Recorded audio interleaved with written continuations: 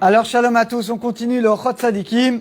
On va voir aujourd'hui des choses magnifiques. On est toujours dans le chapitre des choses fondamentales qu'on doit se rappeler tous les jours, qui vont nous reconnecter au Maître du monde. Ceux qui ont le livre devant eux, page 133. Et là, on va parler d'un sujet qui concerne tous les businessmen. On y va. Iscore, tu dois te rappeler, regardez les amis, dès que tu dois gagner de l'argent, imagine, tu as un gros client qui va te faire gagner beaucoup d'argent. Et ben là, tu es tout de suite, tu es là, tu prends rendez-vous, tu envoies un mail. Là, d'un coup, tu es très arise, tu es très empressé, tu penses au rendez-vous, tu es là, tu vas arriver à l'heure, etc. Alors que tu n'es pas sûr que tu vas le signer. Peut-être que le client, tu vas pas réussir à le signer. Et même si tu le signes, qui te dit que cet argent, tu pourras en profiter? Ça te trouve, tu pourras pas en profiter. Et ça te trouve, il va partir dans des caparottes. Eh bien, malgré tout, comme c'est pour l'argent, un homme, il est prêt à faire beaucoup d'efforts. Alors si déjà pour gagner de l'argent, tu es prêt à faire beaucoup d'efforts, Calva Romer, à plus forte raison pour ton âme qui est éternelle, à plus forte raison pour le Maître du monde, pour l'éternité. Combien tu dois te dépêcher pour prier, pour étudier la Torah?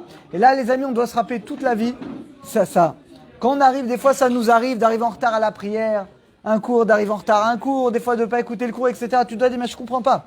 Pour l'argent, si c'est un très gros client, non seulement je suis à l'heure, je suis en avance, je suis prêt, je suis au taquet, je suis hyper bien habillé, etc. Alors pourquoi je suis prêt à faire quelque chose pour gagner de l'argent? Et pour la Torah, je suis pas prêt à faire pareil.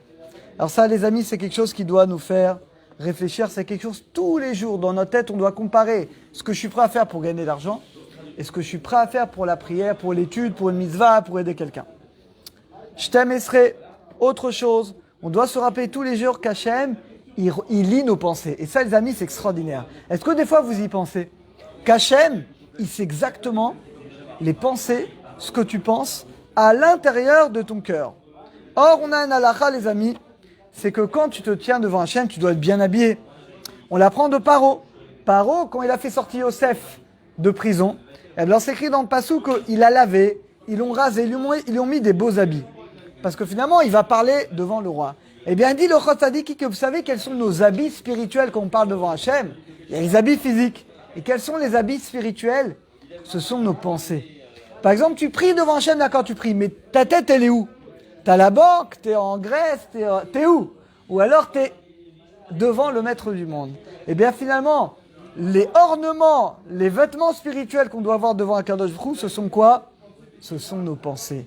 Et donc, combien on doit faire attention d'essayer au maximum d'enlever toutes les choses extérieures et de concentrer finalement notre pensée. Et ne pas oublier qu'Hachem, il voit nos pensées. Hachem, il lit nos pensées. Il sait ce qu'on a dans le cœur. Et ça, finalement, ça peut nous réveiller à comprendre qu'on se tient devant. Parce que quand tu es devant un homme, tu peux faire semblant d'écouter, mais tu n'es pas là. Mais devant Hachem, tu ne peux pas faire ça. Hachem, il lit ton cœur. Il voit si tu es avec lui ou si tu n'es pas avec lui. Et bien là, c'est l'autre chose qu'on doit penser. Donc, premièrement, on a dit, là, on doit comparer ce qu'on est prêt à faire pour l'argent. Et deuxièmement, on a dit qu'on doit penser qu'Hachem lit ce qu'on a dans notre cœur et combien on doit faire attention à ça. On continue, page 134, ceux qui ont le livre. 13e chose qu'on doit penser tous les jours. Tu dois penser que peut-être que tes actes ne sont pas en rapport avec ta connaissance, par exemple. Bouch Hachem, ici, il n'y a que des gens qui étudient la Torah tous les jours. Mais est-ce que tes actes, ils sont en fonction de ta connaissance? Il y a des fois des choses qu'on sait, mais qu'on préfère oublier. On sait, ouais, je sais, mais bon. Et ça, finalement, c'est une accusation. Tu sais quelque chose, tu ne le mets pas en application. Donc, on doit faire attention que quand on sait quelque chose, on doit le mettre en application. Pareil pour l'argent. Yesh Tomama, tu as de l'argent, mais finalement, tu ne fais pas en fonction de tes moyens.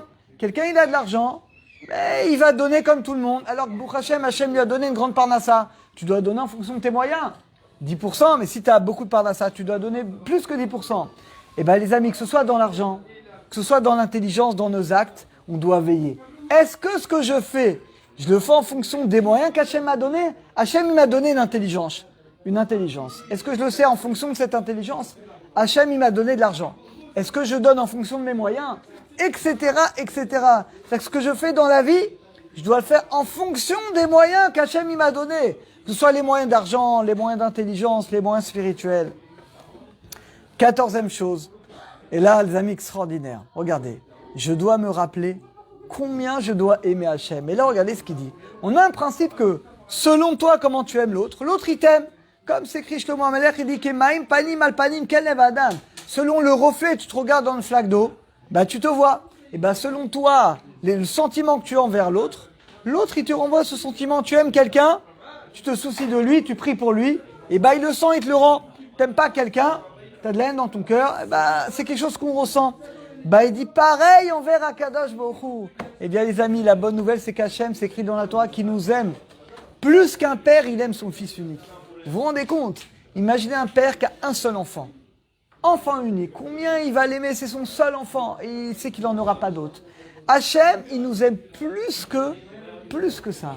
Comme c'est écrit dans la Torah, Bani matem lachem lokechem. Vous êtes mes fils, vous êtes béni Bechori, tu es mon premier-né.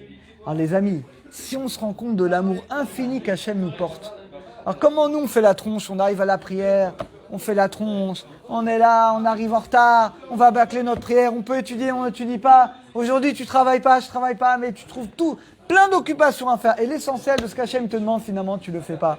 Et bien ça les amis, parce qu'on n'a pas la conscience qu'Hachem, il nous aime plus que tout. Si tu as conscience qu'Hachem t'aime plus qu'un père, et ben d'un coup tu vas lui rendre l'amour et tu vas être en union avec Hachem et tu vas être heureux, tu vas être joyeux finalement de faire les mitzvot.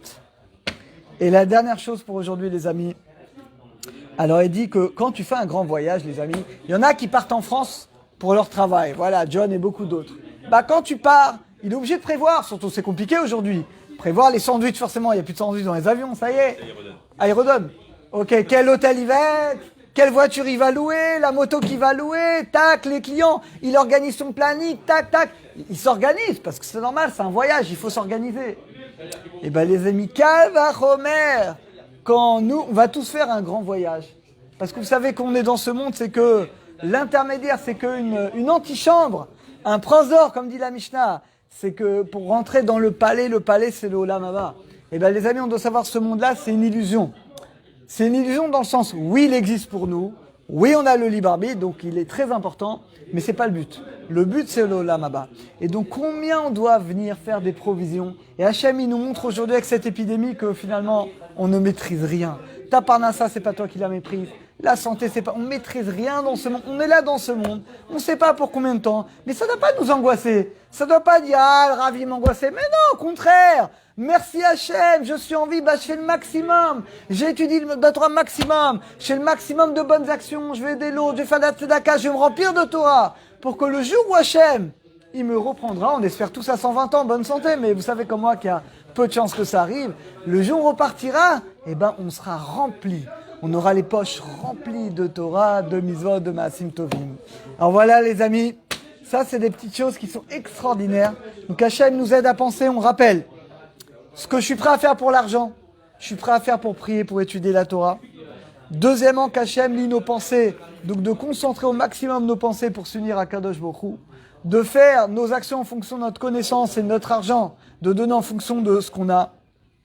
D'avoir conscience qu'Hachem, il nous aime plus que tout, et donc de lui rendre cet amour, de faire les mitzvot avec joie. Et cinquièmement, de se préparer pour le grand voyage et de remplir nos provisions en Torah au mitzvot, qu'Hachem nous aide et qu'on arrive prêt, Bezrat Hachem rempli de Torah et de mitzvot. À très bientôt.